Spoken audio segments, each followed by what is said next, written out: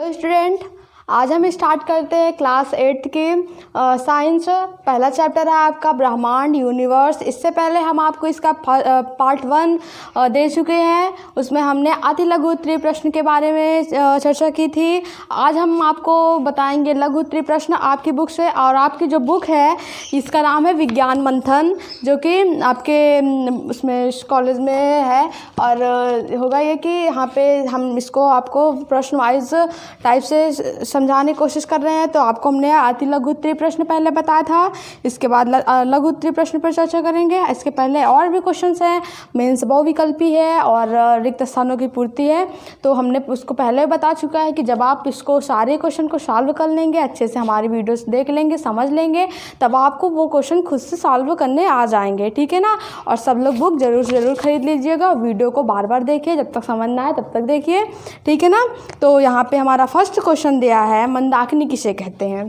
ठीक, मंदाकिनी किसे, आप लोग बुक में क्वेश्चन देखिए, ठीक है ना। बुक में क्वेश्चन देखते रहिए। क्या बोल रहा है फर्स्ट क्वेश्चन, मंदाकिनी किसे कहते हैं। मंदाकिनी किसे कहते हैं और यह कितने प्रकार की होती हैं। और यह कितने प्रकार की होती हैं, ठीक है ना। तो मंदाकिनी क्या है और कितने प्रकार की होती है। इसके पहले हमने आपको अति लघु उत्तरीय प्रश्न में मंदाकिनी के बारे में बताया है। तो वहाँ पे हमने ये बताया था कि हमारा जो सौरमंडल है इसमें असंख्य लाखों तारे हैं, ठीक है ना। मतलब कि इनफाइनाइट है, इनकी कोई गणना नहीं की जा सकती है। बहुत सारे तारे हैं और सारे तारे एक विशेष आकृति आकार में सुसज्जित हैं, यानी कि सजे हुए हैं। और इसी जो सजे हुए तारे हैं, इन्हीं के समूहों को क्या बोलते हैं, मंदाकिनी कहते हैं। तो वेरी सिंपल, क्या बोलोगे, हमारे आकाशगंगा में या वायुमंडल में असंख्य तारे हैं, ठीक। या आप ये बोल सकते हो कि तारों को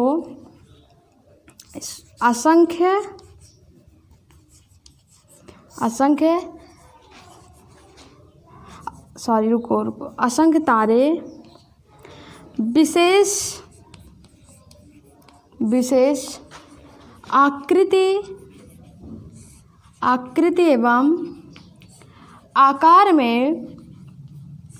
विशेष आकृति एवं आकार में सुसज्जित हैं।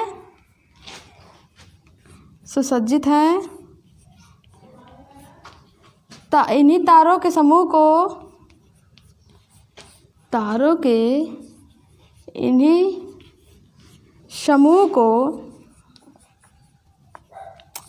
को मंदाकिनी बोलते हैं, मंदाकिनी कहते हैं। ओके, क्या बोल रहे हैं कि बहुत से तारे एक विशेष प्रकार की आकृति और आकार में सुसज्जित हैं। और तारों के विशेष प्रकार की जो आकृति बनी हुई है, जो सजे हुए हैं, इन्हीं के समूह को क्या बोलेंगे, मंदाकिनी बोलेंगे। लेकिन इसमें भी एक क्वेश्चन और पूछ रहा है कि मंदाकिनी कितने प्रकार की होती है। तो मंदाकिनी जो होती है ये 3rd टाइप की होती है, इसको नोट कर लेना। इसके बाद इसे में एक क्वेश्चन और पूछ रहा है कि मंदाकिनी कितने प्रकार की होती है। तो मंदाकिनी जो है ये हमारी 3 प्रकार की होती है। पहली है सर्पिलाकार मंदाकिनी,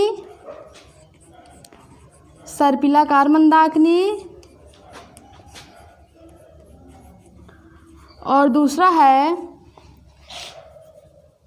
विषमाकार मंदाकिनी,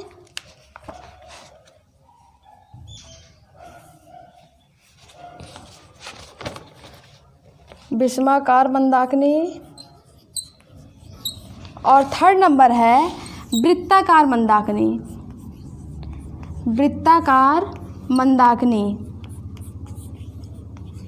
ठीक है ना। ये नोट कर लो और सब लोग अच्छे से समझना। और यहाँ पे जो सर्पिलाकार मंदाकिनी है, सर्पिलाकार मंदाकिनी जो होती है, इसी मंदाकिनी में हम लोग रहते हैं, ठीक है ना। इसी मंदाकिनी में, सर्पिलाकार मंदाकिनी में हम लोग रहते हैं। और इसी मंदाकिनी को पता है क्या बोलते हैं, जहाँ पे इस मंदाकिनी के जिस पार्ट में हम रहते हैं उसे बोलते हैं आकाशगंगा। क्या बोलते हैं, आकाशगंगा बोलते हैं, मिल्की वे बोलते हैं। इसी में हम रहते हैं, मिल्की वे बोलते हैं। ओके, नोट डाउन इट, अच्छे से समझना सब लोग।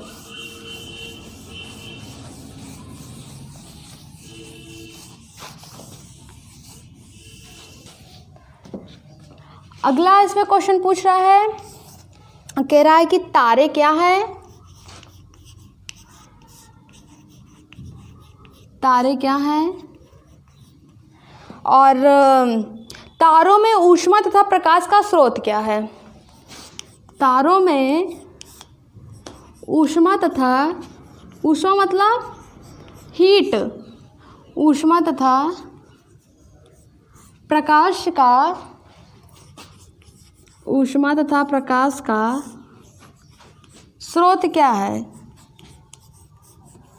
स्रोत क्या है। तो देखो तारे क्या हैं, तारे पता है क्या, तारे एक प्रकार के ज्वलनशील गोले हैं। ठीक, तारे ज्वलनशील, एक प्रकार के ज्वलनशील गोले हैं।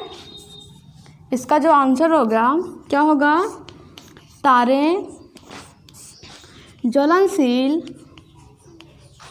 ज्वलनशील गोले होते हैं या पिंड होते हैं, गोले होते हैं जो हमेशा, ऑलवेज टाइम, जो हमेशा घूमते रहते हैं, जो हमेशा घूमते रहते हैं। ओके, ठीक है ना। ये हो गया तारे क्या होते हैं। तारे जो होते हैं एक प्रकार का ज्वलनशील गोला होता है जो हमेशा क्या करता है, मूव करता रहता है। इसके बाद इसमें एक क्वेश्चन और पूछ रहा है कि तारों में ऊष्मा और प्रकाश का स्रोत क्या है। तो सबसे पहले ये नोट कर लीजिए। ठीक, नोट हो गया। अब इसके बाद देखो इसका सेकंड पार्ट क्या कह रहा है कि तारों में जो ऊष्मा और प्रकाश है ये कहाँ से आता है। तो आपको बता दें कि तारे जो होती हैं तारों के बीच में, ठीक, तारों के बॉडी के बीच में कुछ गैसें, दो गैसें होती हैं, हाइड्रोजन और हीलियम। ये हाइड्रोजन और हीलियम में रिएक्शन होता है, उसी से हमारा हीट और प्रकाश निकलता है। क्या निकलता है, मान लो ये हमारा तारा हो गया। ठीक, अब तारों के बीच में हमारा हाइड्रोजन है, हाइड्रोजन का सिंबल एच होता है ना, हाइड्रोजन है। तो तारे के बीच जो हाइड्रोजन है ना ये हीलियम में कन्वर्ट होगा, मतलब हीलियम का प्रतीक एच ही में, ये हीलियम में चेंज होगा।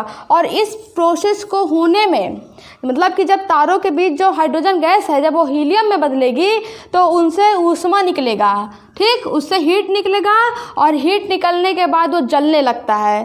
ठीक, इसीलिए तारे हमें चमकते हुए नजर आते हैं। तारे क्यों चमकते हैं, तारे गर्म भी होते हैं।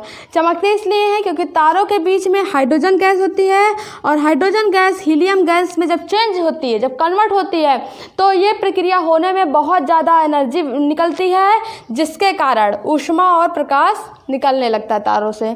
तो क्या बोलेंगे, तारों के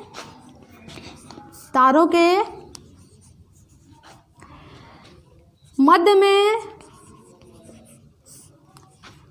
में हाइड्रोजन गैस जब हीलियम गैस में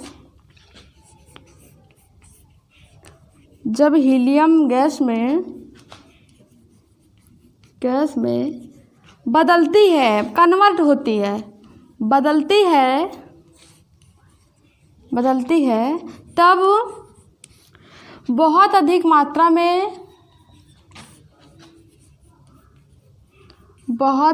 मात्रा में एनर्जी यानी कि ऊर्जा उत्सर्जित होती है, मतलब निकलती है, ऊर्जा उत्सर्जित होती है, जिससे तारे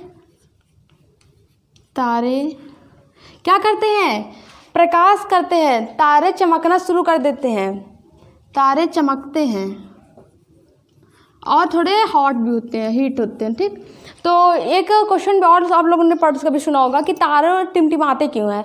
तो जो तारे जलते हैं ना वही उनका टिमटिमाना है, जो तारे जलते हैं वही टिमटिमाना है। ये कंप्लीट, ये नोट करो।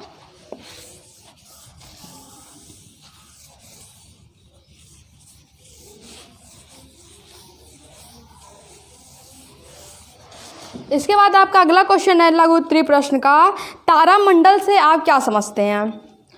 तारामंडल से आप क्या समझते हैं?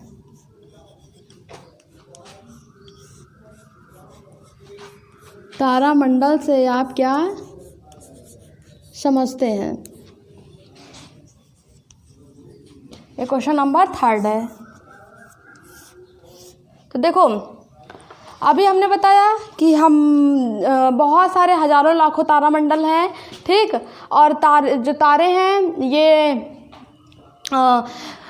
विशेष आकृति में क्या है, सुसज्जित हैं, सजे हुए हैं। इसी विशेष आकृति को मंदाकिनी कहते हैं।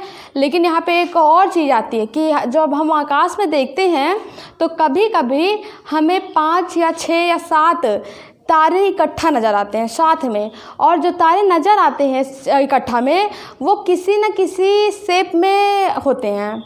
कभी हल बना होता है, कभी भालू होता है, कभी झाड़ू होता है, कभी कुछ होता है, ठीक है ना। और कभी कभी कोई हमें एक ऐसा तारा दिखाई देता है जो सबसे चमकीला होता है, सबसे ब्राइट करता है, उसे हम ध्रुव तारा बोलते हैं। ओके, जो सबसे ज़्यादा चमकीला होता है वो ध्रुव तारा है। तो यहाँ पे हम तारामंडल क्या है तारामंडल कि आकाश में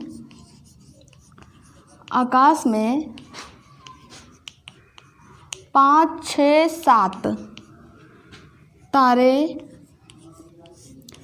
विशेष आकृति में नज़र आते हैं जिसे तारामंडल कहते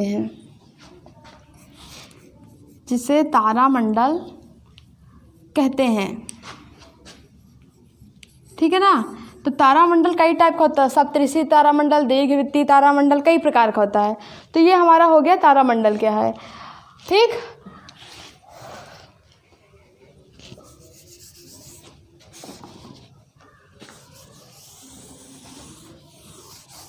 क्वेश्चन नंबर 4 क्या कह रहा है? क्वेश्चन नंबर 4 कह रहा है, सूर्य का निकटतम ग्रह कौन सा है? सूर्य का निकटतम ग्रह कौन सा है? सूर्य का निकटतम ग्रह कौन सा है? तो आपको बता दें, सूर्य का निकटतम ग्रह जो है, इसका आंसर होगा बुध ग्रह। सूर्य के सबसे पास ही है। Okay, note down it.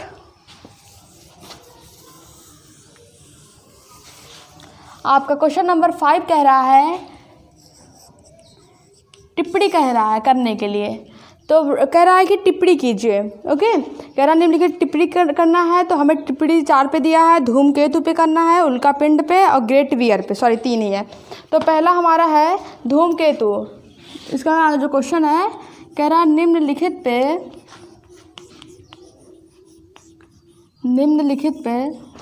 टिप्पणी कीजिए।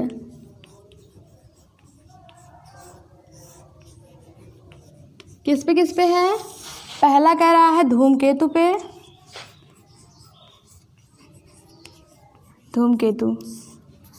ठीक।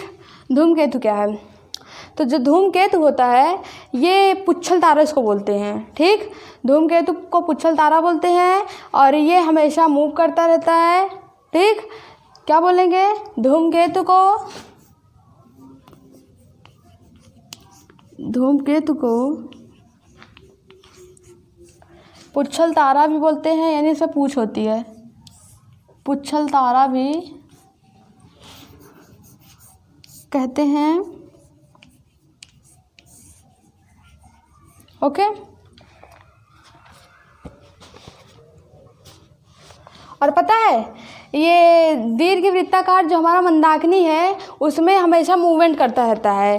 तो इसको हम ये भी बोल सकते हैं कि ये जो दीर्घवृत्ताकार कक्ष होता है, ये, या फिर ऐसे बोल दो कि ऐसे धूमकेतु वे पिंड हैं जो दीर्घवृत्ताकार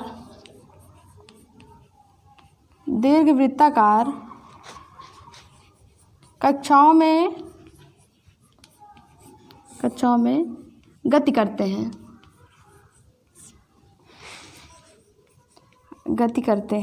ओके, एक टिप्पणी कंप्लीट हुई। क्या बोलेंगे? धूमकेतु को पुच्छल तारा भी बोलते हैं, और धूमकेतु वे पिंड हैं जो दीर्घवृत्ताकार कक्षाओं में हमेशा घूमते रहते हैं। और पता है, दीर्घवृत्ताकार कक्षा में जब धूमकेतु घूमते हैं तो किसके चारों तरफ घूमते, किसी के चारों तरफ घूमते होंगे ना।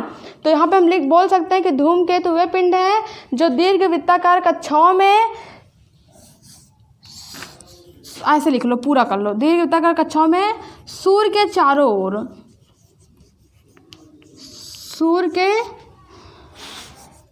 ओर घूमते रहते हैं। ओके, ये कंप्लीट हुआ। नोट कर लो इसे। अगली जो टिप्पणी कह रहा है वो हमें करना है, अगली टिप्पणी जो बोल रहा है वो करना है उल्कापिंड पे। उल्कापिंड, तो देखो उल्कापिंड क्या है। कभी कभी सभी लोगों ने देखा होगा कि या सुना होगा टूटता हुआ तारा। ठीक, तो वो कोई तारा नहीं होता जो टूटता है, ये आकाश का एक चट्टान है, आकाश की चट्टान है जो कि टेम्परेचर हाई होने पर, ज़्यादा गर्मी होने पर टूट करके नीचे आता है। और जब वहाँ से टूटता है ना तो रगड़ के कारण, घर्षण के कारण वो जलने लगता है, और जलने के बाद उसके पीछे एक रोशनी छूटती है, और नीचे आते आते वो पृथ्वी ठंडी होती है, नीचे आते आते वो बुझ जाता है। ठीक, उसका जलना बंद हो जाता है, इसलिए वो कभी दिखाई नहीं देता है। नहीं तो सब लोग देखोगे, कभी कभी खुद आंखों से भी देखा होगा कि तारा टूट रहा है, लेकिन वो तारा नहीं है। अगर तारा टूटता तो नीचे आके तारा टूटेगा क्या? तारा तो जैसे हमारी पृथ्वी है वैसे तारा बड़ा सा गोला है, तारा कहाँ टूटेगा? तो वो क्या है, आकाश का एक छोटी सी चट्टान है जो कि टूटती है, ज़्यादा गर्मी होने का रगड़ कर उसका छोटा टुकड़ा है, और नीचे आता है तो ज़्यादा घर्षण के कारण, रगड़ के कारण वो जलने लगता है, और उसके पीछे एक रोशनी सी छूटती है, और नीचे आते आते वो पृथ्वी की ठंडी होने के कारण वो बुझ जाता है। वो उसे क्या बोलते हैं? उल्कापिंड बोलते हैं। तो क्या बोलोगे? उल्कापिंड। उल्कापिंड टूटी हुई चट्टान का एक टुकड़ा है, टूटी हुई चट्टान का एक टुकड़ा है, एक टुकड़ा है जो अधिक घर्षण के कारण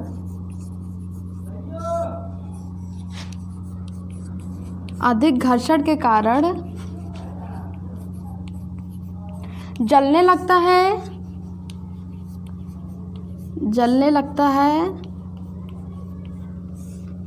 अधिक घर्षण के कारण जलने लगता है,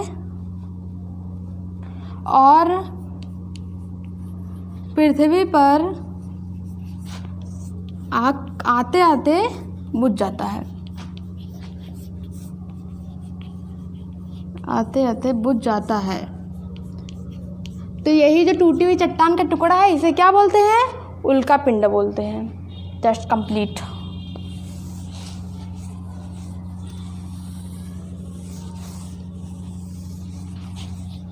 अगला जो पॉइंट है, थर्ड पॉइंट, टिप्पणी कह रहा है इस पे भी, ग्रेट बियर क्या है?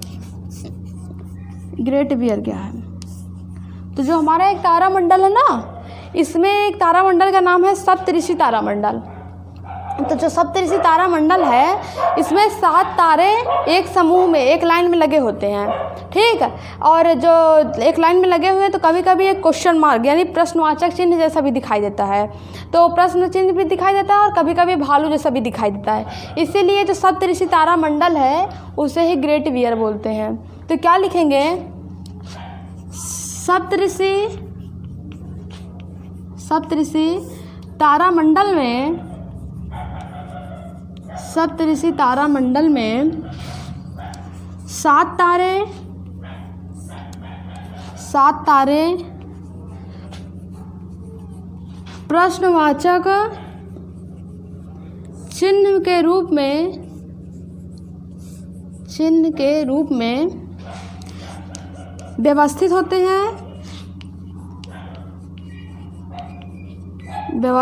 हैं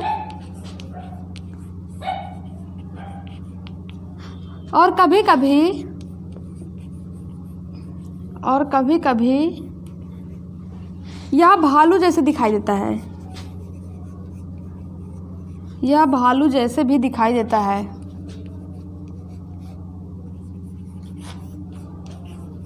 भालू जैसे भी दिखाई देता है। इसे ही क्या बोलेंगे?